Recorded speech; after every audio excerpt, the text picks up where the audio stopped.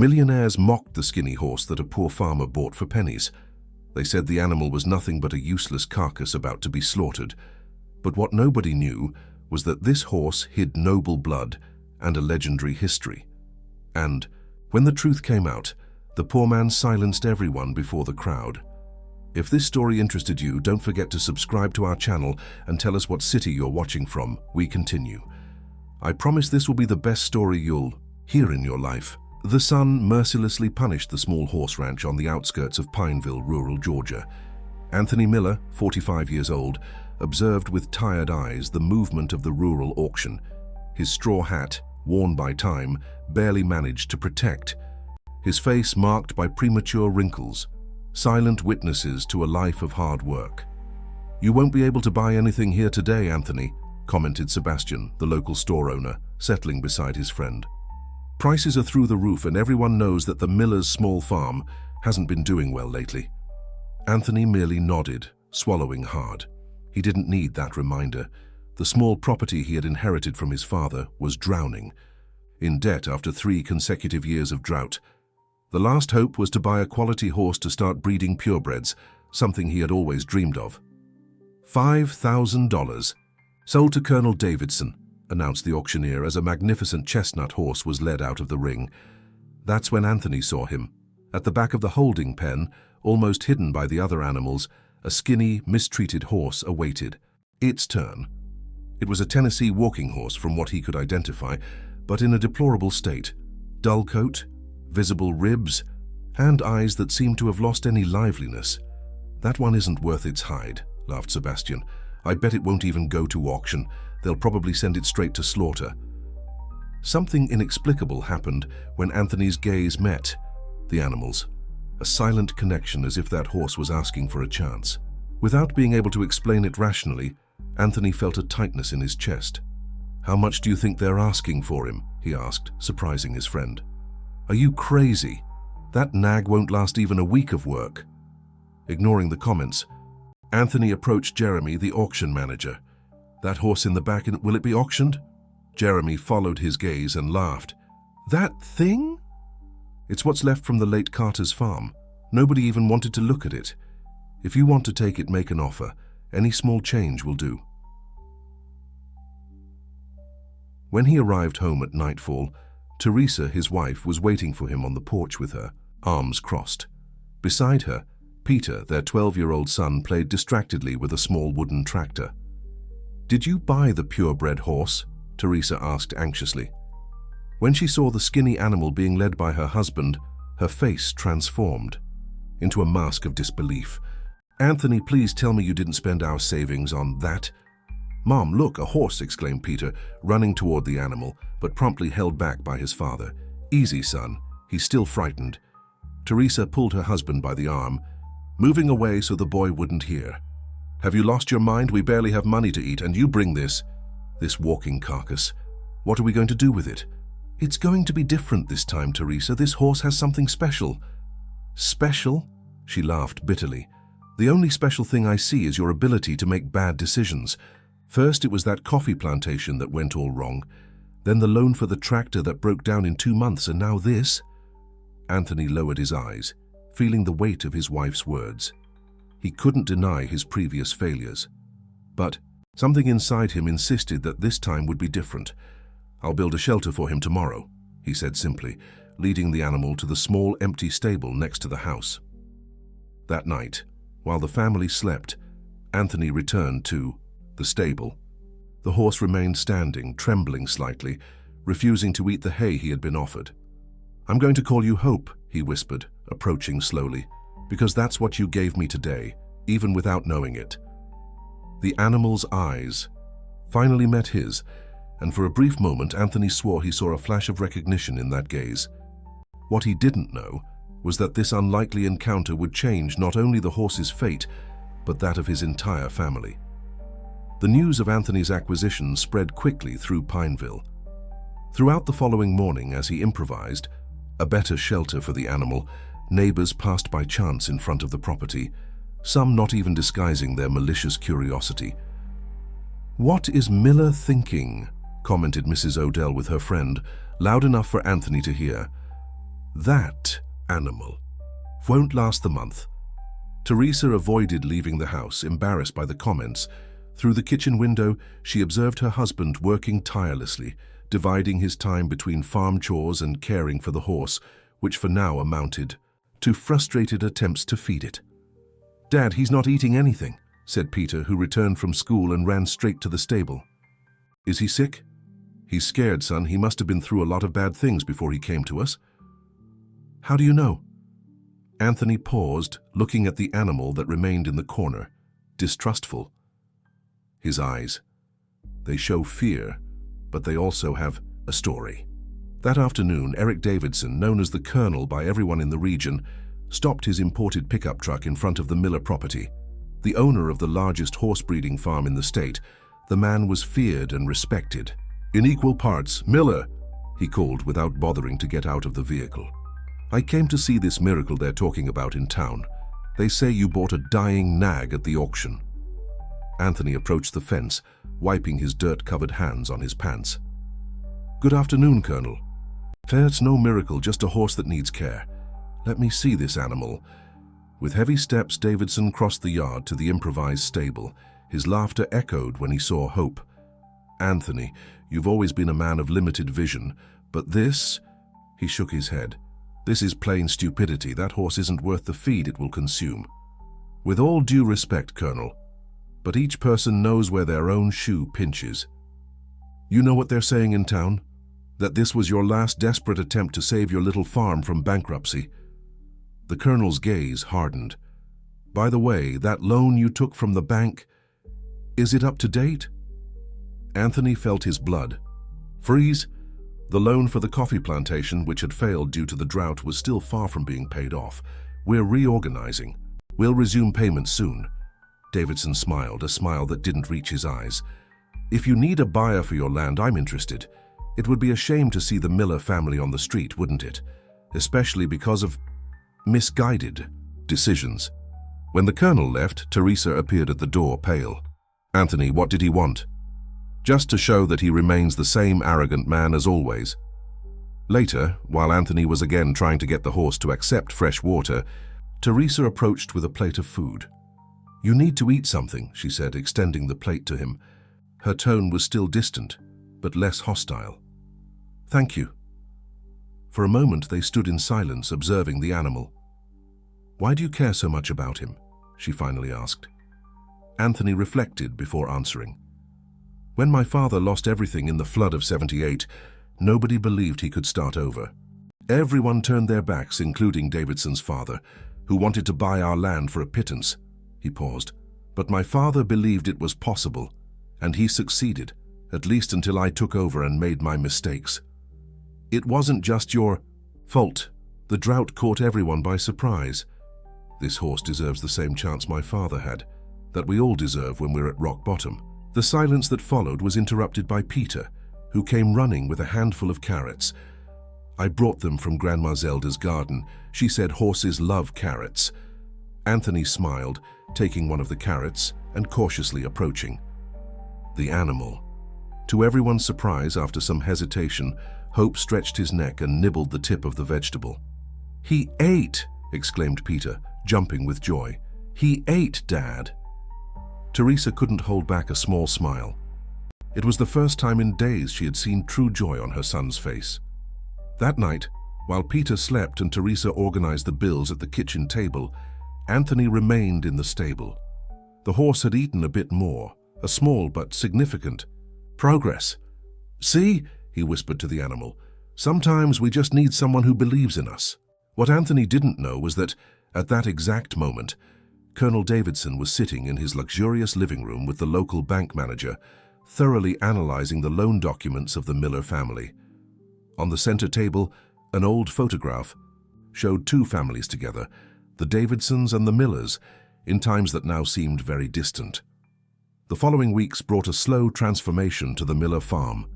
Each small advance in Hope's recovery was celebrated as a great victory. The horse was beginning to gain weight, his coat gradually regaining its lost shine, and most importantly, his eyes now followed the family's movements with renewed interest. Peter. had taken on the responsibility of brushing the animal every afternoon after school, talking incessantly while sliding the brush over the horse's coat. "Did you know that today the teacher talked about horses in class?" he told him animatedly. "She said they have very good memory and that they recognize people by their faces, just like we do." Hope, who initially backed away from human touch, now remained calm during these sessions, occasionally lowering his head to smell the boy's hair. Teresa, although reluctant, had begun to set aside the best vegetables from the garden for the animal, and when she thought no one was looking, sometimes stopped by the fence to observe the horse. On one such occasion, she was surprised by Marina, the newly graduated veterinarian who had established herself in town. The 28-year-old woman, with her curly hair tied in a ponytail, carried a case of medications. "It's amazing how well he's responding," commented Marina, startling Teresa. "Do you really think so? Sometimes I have the impression we're just prolonging his suffering." Marina smiled, leaning on the fence beside Teresa. "You know, in college I had a professor who said that animals have two medicines, the one we apply with our knowledge and the one they receive through affection. Your husband and your son are offering both." Teresa sighed, observing Anthony in the distance trying to guide Hope in a small circle in the pasture.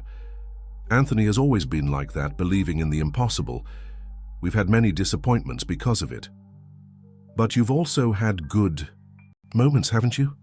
Teresa's gaze softened with the memory. "When we met, he worked for my father, had nothing but the clothes on his back. Everyone said he had no future." A small smile appeared on her lips. 6 months later, he had saved enough to buy a piece of land and asked me to marry him. It seems that believing in the impossible is part of who he is. That afternoon, Marina carefully examined the horse, surprised by the progress. "The muscle recovery is better than I expected," she commented, writing on her clipboard. "But he still has a long way to go if you really want him to become a riding horse." "Riding?" Anthony seemed surprised. "You think he could?" "With time and dedication, yes. He has the structure of a good Tennessee walker. Someone took good care of him before going through difficulties." Peter, who was listening attentively, couldn't contain his excitement. "Did you hear that, Dad? Hope could become a champion horse." Marina smiled at the boy's enthusiasm, but her look became serious as she turned to Anthony. "Do you know where he came from? His history?"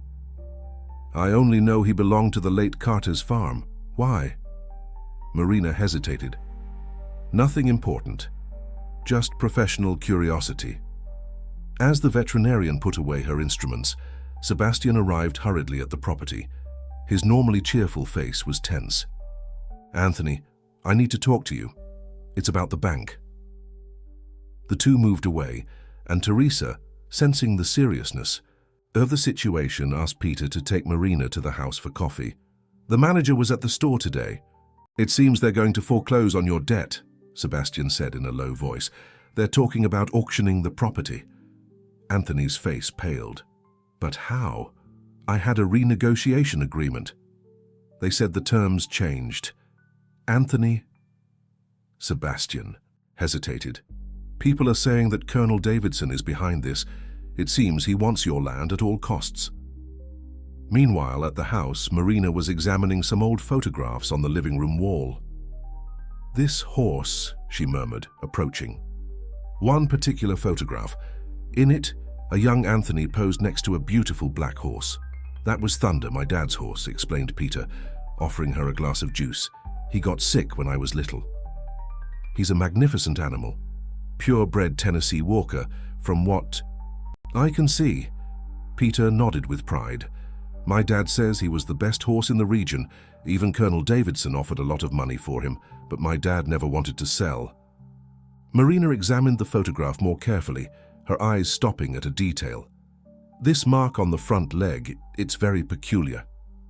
She was interrupted by the return of Teresa and Anthony, whose faces revealed the gravity of the conversation. "So with Sebastian." "Any problem?" asked Marina. "Nothing we can't solve," answered Anthony, forcing a smile. "Peter, have you shown Dr. Marina your new drawing?" While the boy ran to get the drawing, Marina exchanged a significant look with Anthony. "You know, Mr. Miller, horses like Hope are rare. Not because of the breed, but because of their capacity for recovery. They teach us a lot about not giving up, even when everyone says we should. That night, after everyone was asleep, Marina drove her car to the old Carter farm, now abandoned. With a flashlight, she carefully examined the dusty records left in the property's office. What she discovered made her heart race. There was a connection that no one had noticed, a story that needed to be revealed, and perhaps, just perhaps, this discovery could change the fate of the Miller family. The next morning, the sky dawned heavy with dark clouds, a harbinger of the first rain after months of drought. Anthony observed the horizon with apprehension, not because of the approaching rain, but because of the deadline that was running out. According to Sebastian, they had only 30 days to pay off the debt with the bank before the property went to auction. "What are you thinking about?" asked Teresa, approaching with a cup of coffee. "About how to tell Peter. This land has been in our family for 3 generations. Teresa sat beside her husband on the small porch bench. The silence between them was no longer one of recrimination, but of complicity in the face of adversity. "We'll find a way," she finally said, surprising Anthony with her optimism.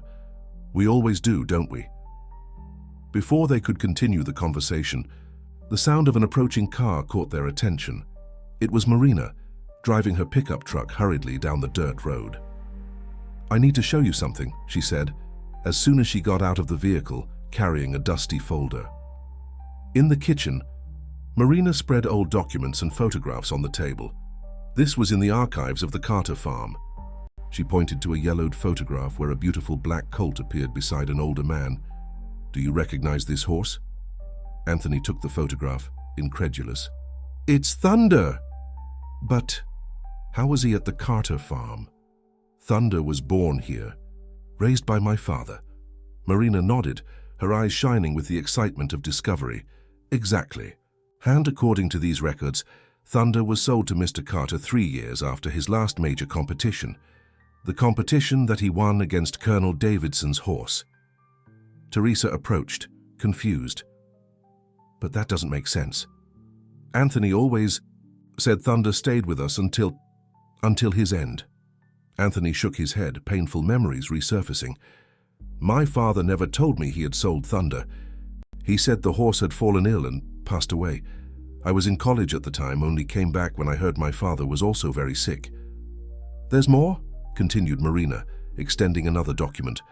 "According to the breeding records, Thunder had descendants at the Carter farm. Among them," she made a dramatic pause, "a colt that corresponds exactly to Hope's description." The silence that followed was broken only by the distant sound of the first thunders. "Are you saying that Hope is Thunder's son?" asked Teresa, incredulous. "Grandson, actually. The mark on the front leg, that white star-shaped spot, it's a genetic characteristic. It's documented in the lineage." Anthony rose abruptly, heading outside. The others followed him to the stable, where Hope now observed them with curiosity. "How did I not notice before?" murmured Anthony, examining. "The animal's leg. There it was, the small white star-shaped spot exactly like Thunder had. That's why I felt that immediate connection. He reminded me of Thunder. But why would my grandfather sell Thunder?" asked Peter, who had joined them, intrigued by the discovery. A heavy silence fell over the adults until Teresa spoke, her voice almost a whisper. "It must have been because of the mortgage. Back then, the farm was almost lost because of a drought even worse than the current one. And Colonel Davidson was also interested in our land back then," added Anthony, the pieces of the puzzle finally fitting together. "My father must have sold Thunder to save the property." Marina nodded, leafing through more documents. "And there's something even more interesting. According to these records, when Carter died without heirs 2 years ago, his property was divided. The animals went to pay debts and the land was bought by Colonel Davidson," concluded Anthony, remembering the news that circulated at the time. "That explains why Hope was in that state at the auction. After Carter passed, nobody properly cared for the animals. They were kept only to be sold later." As they talked, the rain began to fall, first in spaced drops, then in a dense curtain that seemed to wash away not only the dry land, but also the uncertainties that hovered over them. Peter, leaning against Hope, who now allowed his touch without fear, looked at his father with determination. "Dad, we can't lose Hope now that we know he's part of our family." Anthony smiled at the simplicity of the childish logic, but his heart was heavy with the financial reality they faced. At that moment, the roar of a powerful engine announced the arrival of an unexpected visitor. Through the curtain of rain, they saw Colonel Davidson's imposing pickup truck stop in front of the house. "Stay here," instructed Anthony, heading out of the stable. Teresa held her husband's arm. "No, let's go together. Whatever he has to say concerns all of us." The four walked through the rain to the porch, where Colonel Davidson awaited them impeccably, dressed and completely dry. "What a touching reunion," he commented with a smile that didn't reach his eyes. "I came to make a proposal that could solve all your problems, Miller." His gaze shifted to the stable, where Hope could be seen. "And it seems I arrived at the right time. It looks like that nag is finally beginning to look like a real horse." What none of them knew was that the Colonel harbored an even greater secret, a story of rivalry and resentment that dated back to the previous generation, when the proud Thunder defeated his valuable stallion, staining the impeccable reputation of the Davidsons as horse breeders. It was a wound that had never healed, and now, with the reappearance of a descendant of Thunder, it began to bleed again. The rain intensified, creating a natural curtain between the porch where Colonel Davidson remained and the rest of the world. The sound of the drops on the zinc roof seemed to amplify the tension of the moment. "What kind of proposal?" asked Anthony, standing firm despite his racing heart. The Colonel smiled, a calculated smile that never reached his cold eyes. "1. That will solve your financial problems once and for all." He took an envelope from the inside pocket of his jacket. "I'm willing to buy your property for an amount that will not only pay off your debt with the bank, but will also leave you with good money to start over somewhere else." Teresa, who remained beside her husband, felt a chill that had nothing to do with the cold rain. "Why so much interest in our land, Colonel?" she asked, surprising everyone with her frankness. "There are larger and more productive properties for sale in the region." The man adjusted his hat, his gaze momentarily disturbed by the direct question. "Let's say it's a matter of completeness. Your land borders my main farm. With it, I'll have direct access to the Coral River, which will considerably increase the value of my business." Marina, who observed the scene with analytical attention, noticed something in the Colonel's expression, a gleam of obsession that went beyond commercial interest. "And what about Hope?" intervened Peter, stepping forward with surprising courage for his 12 years. "Is he also part of the deal?" The Colonel looked at the boy, as if only now noticing his presence. His countenance hardened for a moment, but was soon replaced by an almost paternal expression. "Ah, the famous rescue horse." He gave a short laugh. "If you want, I can include him in the deal. I'm sure I'll find a suitable place for him in my stables." "No," exclaimed Peter, his voice breaking with emotion. "Hope belongs to us. He's part of our family now." The Colonel raised an eyebrow, amused by the boy's reaction. "Family? It's just an animal, boy. And from what I've heard, an animal lucky to be alive, considering its state when your father bought it." Anthony placed his hand on his son's shoulder, a silent gesture of support before turning to the Colonel. "We need time to consider your offer. Time is a luxury you don't have, Miller. The bank will foreclose on the mortgage in 30 days, and I doubt you can get the necessary money by then." He extended the envelope. "My offer is valid for 3 days. After that, I'll have to reconsider the values." As the Colonel returned to his pickup truck, protected from the rain by an umbrella that his driver held, Marina approached Anthony. "There's something strange about this sudden interest," she whispered, "and I have the feeling it has to do with what we discovered today." Back in the kitchen, the family gathered around the table. The envelope remained sealed, as if no one wanted to confront the reality it represented. "How much do you think we'd need to pay off the debt?" asked Teresa, breaking the silence. Anthony sighed, running his hand through his still rain-damp hair. "At least 80,000, and even selling everything we have, we wouldn't reach even half of that." "And if—" Marina hesitated as if measuring her next words. And if we prove that Hope is a descendant of Thunder, a horse with that pedigree, even in recovery, could be worth a fortune to the right breeder. Sell Hope? Peter stood up, indignant. Never. I'm not suggesting that, Peter, Marina explained gently. I'm thinking about using this information to get a sponsorship, maybe even a partnership with a breeder who values the lineage. Teresa, who had remained thoughtful, suddenly got up and went to an old dresser in the living room. She returned with a carved wooden box.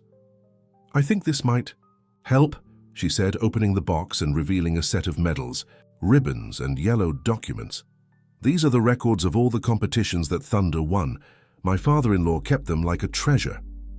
Among the documents, they found something surprising, a complete pedigree certificate for Thunder, with details of his impressive lineage. This is incredible, exclaimed Marina, examining the document. With this and the records I found at the Carter farm, we can establish a direct connection between Thunder and Hope. Anthony picked up one of the medals, caressing it with nostalgia. The Georgia Regional. Competition 1997. It was Thunder's last great victory against Colonel Davidson's father's stallion. Wait a minute, interrupted Marina, her eyes wide with a sudden understanding. Are you saying Thunder defeated the Davidson horse in an important competition? The most important in the region. It was a big scandal at the time. The Davidson horse was the absolute favorite, had won all previous competitions. Nobody expected a small breeder like my father could present a superior animal. Teresa approached, the pieces of the puzzle finally fitting together. That's why the Colonel is so interested in our land. It's not just about access to the river, it's a matter of wounded pride, of revenge. And now that he's discovered that Thunder's grandson is here, continued Marina, he wants to erase any trace of that defeat, concluded Anthony, understanding illuminating his face, by buying our land and taking Hope. Peter, who had listened to everything in silence, suddenly had an idea. Dad, what if we participated in this year's regional competition? If Hope is Thunder's grandson, he must have the same talent. We could beat the Colonel again. Before Anthony could answer, a violent thunder shook the house, followed by a frightened whinny from Hope. They ran to the stable, where they found the agitated horse, his eyes wide with fear. Easy, boy, whispered Anthony, approaching slowly. To his surprise, Hope calmed down at the sound of his voice, lowering his head in a gesture of trust. At that moment, something changed in Anthony's gaze. Peter's idea, which initially seemed just a childish dream, began to take shape in his mind. Perhaps there was a way to save the farm without selling their land, a way that would honor his father's legacy and at the same time give Hope the chance to show his true value. In the days that followed, a new energy took over the small Miller property. The rain that had fallen that afternoon seemed to have washed away not only the parched earth, but also the discouragement that hung over the family. The envelope with Colonel Davidson's proposal remained on the kitchen table, untouched, a silent reminder of the approaching deadline. We have exactly 52 days until the regional competition, explained Marina, who had brought the official regulations and calendar. And we need to pay off the debt in 30 days to prevent the auction of the property. Anthony studied the documents carefully, while Teresa served coffee to everyone at the kitchen table. Even if we manage to prepare Hope in time, the prize, money won't be enough to cover the entire debt, he pondered, being realistic. It's not just about the cash prize, replied Marina, her eyes shining with determination.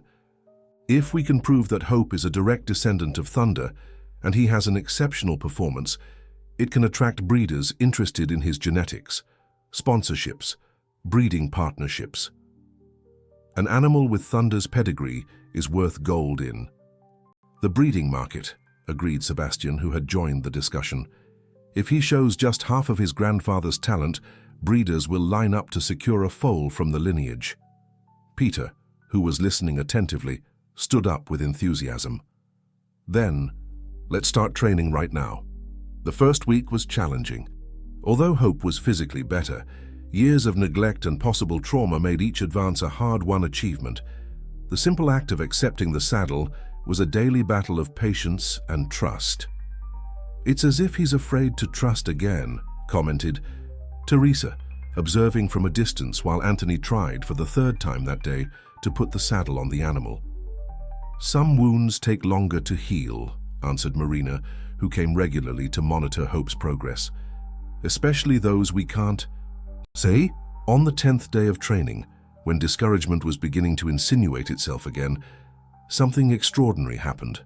Peter, who had been instructed to only observe the training from a safe distance, approached Hope with the old saddle that had belonged to Thunder. "Let me try, Dad," he asked with a confidence that surprised everyone. Anthony hesitated, concerned for his son's safety, but something in Peter's determined look made him nod. With slow movements and whispered words, Peter presented the saddle to Hope, allowing the animal to smell it and become familiar with it. To everyone's amazement, the horse remained calm, almost curious. "This is how Grandpa did it with Thunder," explained Peter, as he gently positioned the saddle on the animal's back. "I saw it in the old photos." That afternoon, Hope accepted not only the saddle but also the bridle and allowed Anthony to guide him in a small circle in the pasture. It was modest progress by normal standards, but huge considering where they had started. As the days passed, the training intensified. Anthony would rise before dawn to work with Hope, taking advantage of the coolest hours of the day. Teresa completely reorganized the animal's diet, strictly following Marina's guidelines to ensure adequate nutrition for a horse in training.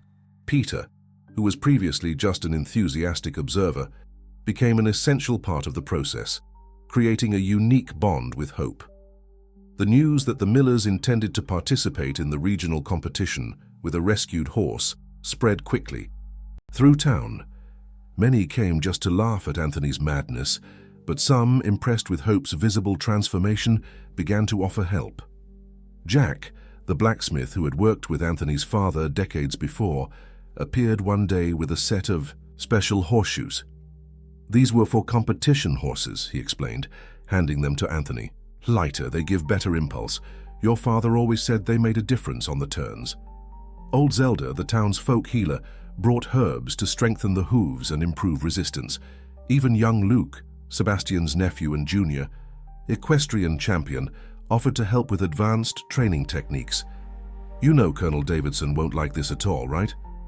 commented Sebastian one afternoon, as they watched Hope trotting with an elegance that seemed impossible weeks before. "He's already been here twice to renew the offer," replied Anthony. "The last time the amount was almost double the initial one. And you refused? Some things are priceless, friend." When there were only 3 weeks left until the competition, an unexpected obstacle arose. During a more intense training session, Hope slipped on a muddy stretch and fell, twisting one of his front legs. It wasn't serious, according to Marina, but it would require at least 10 days of rest. "That leaves us with only 10 days of effective training before the competition," calculated Anthony, worried. "It won't be enough." Teresa, who lately had become the most optimistic in the family, surprised everyone with her determination. "We'll use this time to work on other aspects. Marina said he needs to gain more weight and muscle definition. We can adapt his diet, and Peter can continue the connection work with him. That seems to be as important as the physical training." The plan was implemented immediately. While Hope recovered, each family member focused on a different area. Peter spent hours talking with the animal, telling stories about Thunder and the family's past glories. Teresa perfected a special nutritional mix that, according to Marina, was similar to that used by large stud farms. Anthony meticulously studied videos of past competitions, analyzing the courses and the winners' techniques. When Hope was finally ready to resume training, something surprising happened. The horse, who previously needed to be guided in each step, now seemed to anticipate Anthony's commands, moving with an almost perfect synchrony. "It's as if he understood the purpose of all this," commented Marina, marveling at the transformation. "Or maybe he always knew," replied Peter, with the simple wisdom of children. "Maybe he just needed someone who believed in him enough." On the eve of the competition, as the family made the final preparations, a familiar pickup truck parked in front of the property. Colonel Davidson had returned, and this time he wasn't alone. Colonel Davidson slowly descended from his pickup truck, followed by a younger man whose face seemed vaguely familiar to Anthony. The Miller family, who were on the porch finalizing preparations for the next day, observed with apprehension the approach of the visitors. "Good evening, Miller," greeted the colonel, his tone falsely cordial. "Allow me to introduce Richard Carter, nephew of the late Alfred Carter." Anthony felt a chill down his spine. The surname explained the feeling of familiarity. "I didn't know Alfred had relatives," he commented, trying to keep his voice steady. "Few knew. Richard has been abroad for many years," explained Davidson, his calculated smile revealing that he was about to play his final card, "and he has just returned to claim what belongs to him." Richard, a man of about 30 with cold, calculating eyes, stepped forward, including my horses, which apparently were sold illegally after my uncle's death. Teresa approached Anthony, her expression revealing the concern she felt. "What exactly are you talking about?" Richard took some documents from the inside pocket of his jacket and extended them to Anthony. "These are the documents that prove my inheritance.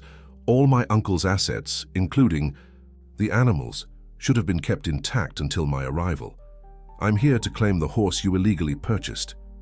Peter, who had remained silent until then, stepped forward with surprising courage. "Hope isn't just a horse. He's part of our family now." Colonel Davidson laughed, a sound devoid of any joy. "Family? It's just an animal, boy. An animal that legally belongs to Mr. Carter." Marina, who had arrived shortly before for the final examinations on Hope, left the house and joined the group, quickly analyzing the situation. "May I see those documents?" she asked, extending her hand to Richard. The man hesitated, looking at Davidson as if seeking approval. The colonel nodded slightly, and Richard handed the papers to Marina, who examined them carefully. "Interesting," she murmured, leafing through the documents. "But something important is missing here." "What are you talking about?" questioned Richard, visibly irritated. "Alfred Carter's will was probated more than a year ago. If you were really the legal heir, you would have had a determined time frame to claim the inheritance, and that time frame has expired." Marina returned the documents with a serene smile. "Besides, the sale of the animals was legally conducted by the bank to pay debts left by your uncle, all documented and registered." Richard's face paled while Colonel Davidson maintained his impassive expression, although a slight tremor in his jaw betrayed his irritation. "Even if the sale was legal," insisted the colonel, "you're not in any condition to compete tomorrow. Your horse can barely trot in a straight line. It would be a public humiliation." "That's something we'll see tomorrow, isn't it?" replied Anthony, his confidence renewed by Marina's intervention. When the visitors left, the family gathered in the kitchen, processing what had just happened. "They're desperate," commented Marina. "First the purchase offer, now this intimidation attempt with a supposed heir. Colonel Davidson really doesn't want you to participate in the competition." "Which means we have a real chance," concluded Teresa, a determined smile illuminating her face. That night, no one could sleep properly. Peter ended up falling asleep in the stable next to Hope, after spending hours talking with the animal about the great adventure that awaited them. Anthony and Teresa remained awake until late, reviewing the competition course and adjusting the final details. The morning of the competition arrived with a clear sky and a light breeze, perfect conditions for the event. The Pineville Agricultural Park was as packed as it rarely was. It seemed that the entire town had shown up, many curious to see the miracle that was so much talked about, the Millers' rescued horse. Upon arriving with their modest pickup truck and borrowed trailer, the family immediately felt the eyes on them, some of mockery, others of curiosity, and some, surprisingly, of genuine support. "Look who decided to show up," Colonel Davidson's voice echoed through the temporary stable where they were accommodating Hope. "I must admit, Miller, your persistence is admirable, though completely useless." Beside him was Black Hurricane, his prize-winning stallion, a magnificent animal that made Hope look even more modest in comparison. "Leave them alone, Dad," a female voice interrupted. It was Laura Davidson, the colonel's daughter, whom Anthony knew only by sight. With her 20s and a posture that defied her father's arrogance, she approached Hope with genuine interest. He has expressive eyes. There's intelligence there. Colonel Davidson pulled his daughter by the arm. We don't have time for this. Our trainer is waiting for the final adjustments. When they walked away, Peter looked at his father, intrigued. Why was the colonel's daughter nice to us? Anthony shook his head, equally confused. I don't know, son. Sometimes people surprise us. The competition began punctually at 10 o'clock. The category in which Hope was entered, Tennessee Walking Horse Open Class, would be the fourth to present. While waiting, the family observed the other presentations, studying the judges' behavior and the audience's reactions. The judges are really valuing the smoothness of the gait and posture, commented Marina, who had joined them in the stands. That's good for Hope. He may not have the speed of the others, but his gait has become very elegant. When it finally came time for Hope's presentation, a curious silence fell over the audience. Many had already heard the story of the rescued horse that would challenge the colonel's champion, and the expectation was palpable. Anthony guided Hope to the center of the arena, feeling the weight of all the gazes. The animal, which weeks before trembled at the simple human touch, now held his head high, eyes alert, as if he understood the importance of that moment. The signal was given, and Anthony led Hope on the first lap of the course. The animal's gait was smooth, rhythmic, exactly as they had trained. The murmurs in the audience gradually gave way to expressions of surprise and admiration. He's doing well, isn't he? Whispered Teresa to Marina, her hands nervously clutching the event program. Better than well, replied Marina, a smile growing on her face. He's shining. On the second lap, as they passed near the area reserved for competitors, something unexpected happened. Black Hurricane, the colonel's stallion, began to agitate violently, whinnying and rearing, frightening the horses around. The momentary confusion caused Hope to hesitate, briefly losing the rhythm of his gait. What's happening? Asked Peter, alarmed. Someone is deliberately frightening the horses, replied Marina, her eyes narrowed with suspicion.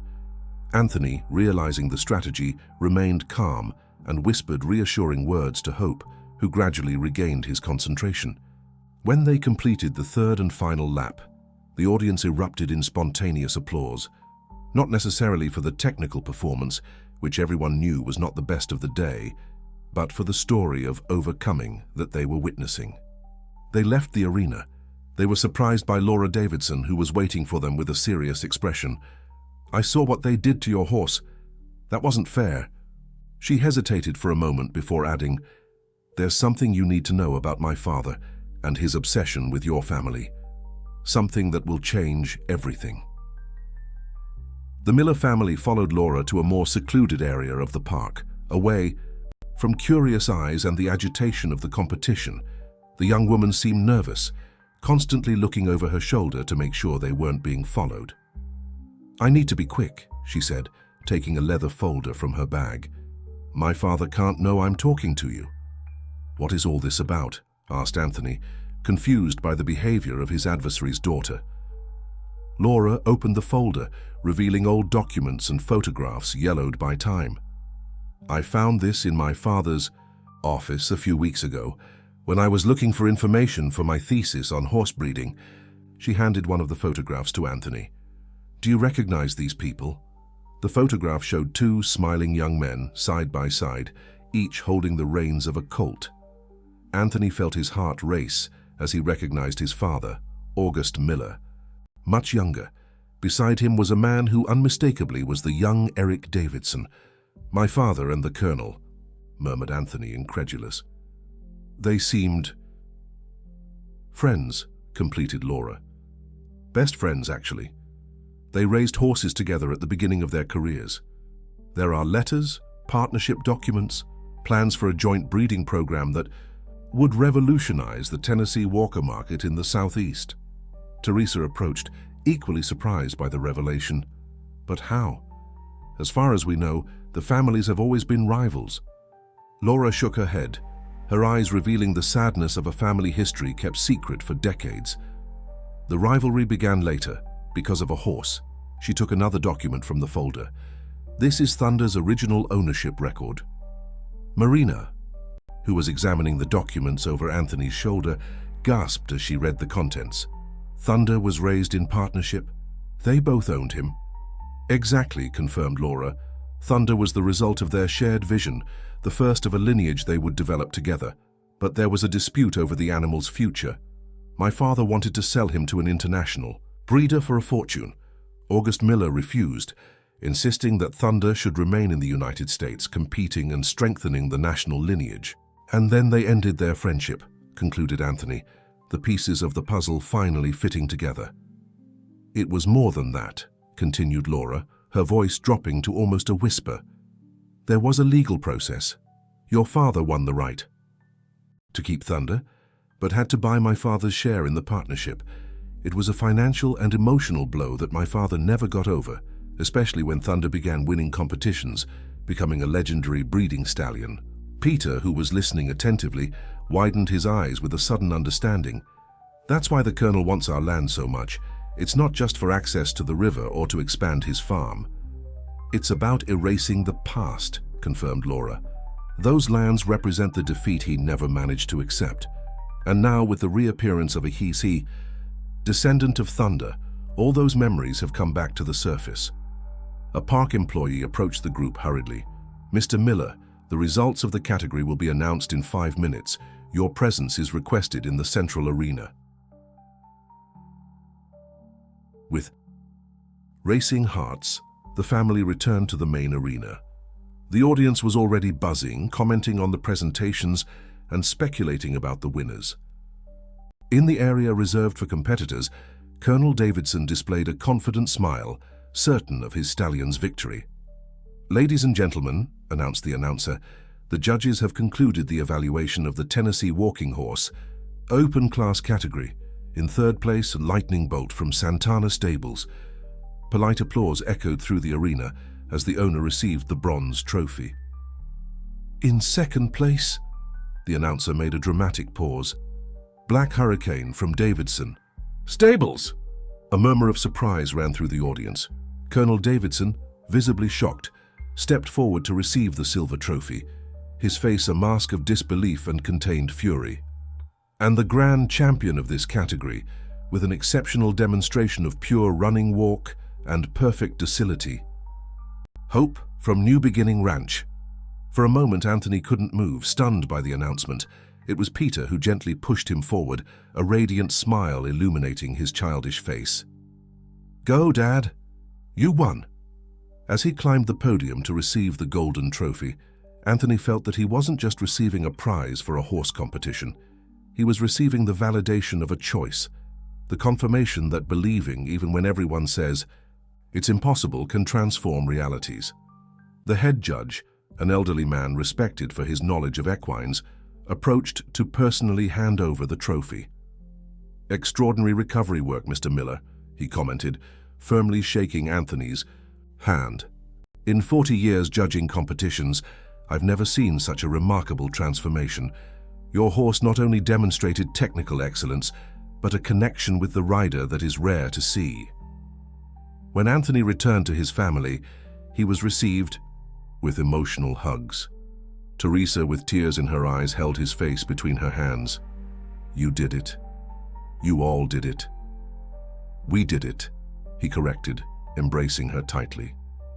All of us. Marina, who observed the scene with an emotional smile, was approached by a well-dressed man who introduced himself as a representative of an international breeders' association. Dr. Marina, we are extremely interested in this animal's lineage. If we can prove his connection to Thunder, the genetic value is incalculable. Before she could answer, Colonel Davidson approached the group, his face a complex mixture of emotions. Congratulations, Miller, he said, the words seeming to tear painfully from his throat. It was an impressive presentation. Anthony faced the man who for so long had been his adversary, seeing him now in a new light after Laura's revelations. Thank you, Colonel. Your horse was also exceptional. An uncomfortable silence settled between them, decades of rivalry weighing in the air. It was Peter who, with the innocence of children, broke the tension. Mr. Davidson, you knew my grandfather, didn't you? He was your friend. The colonel seemed momentarily disconcerted by the direct question, his gaze shifting to his daughter, who remained a few steps behind, carefully observing the interaction. "Yes, boy, I knew August Miller very well a long time ago. He must have been a great friend, because he taught my dad to never give up on things he believes in," continued Peter, with a wisdom that went beyond his years. "That's why we managed to save Hope." Something changed in Colonel Davidson's gaze, a brief flash of vulnerability, perhaps even regret. For a moment, it seemed he would say something more, something significant that could alter the course of decades of antagonism, but the moment passed, and he simply nodded before moving away. That night, back at the farm, the family gathered on the porch to contemplate the stars. The golden trophy occupied a place of honor on the old shelf in the living room, but the real prize was in the stable. Hope, now officially recognized as Thunder's descendant, represented not only the family's financial salvation, but the realization of a cycle that had begun decades before. The representative of the Breeders' Association made an offer for breeding rights, commented Teresa, serving coffee to everyone. And Marina says there are already 3 major stud farms interested in foals from the lineage. Enough to pay off the debt and still have left over to invest in the farm, agreed Anthony, his gaze lost in the immensity of stars above them. "I think we're going to need a better name than New Beginning Ranch," joked Peter, referring to the improvised name they had, registered for the competition. "Why?" questioned Marina, who had been invited to the small celebration. "I think the name perfectly captures the essence of what you've built here." A new beginning. That was exactly what they had achieved. Not just for Hope, but for the entire family. A new chance built on the foundations of faith, perseverance, and the ability to see value where others saw only failure. The following morning, a surprise awaited the family in the mailbox.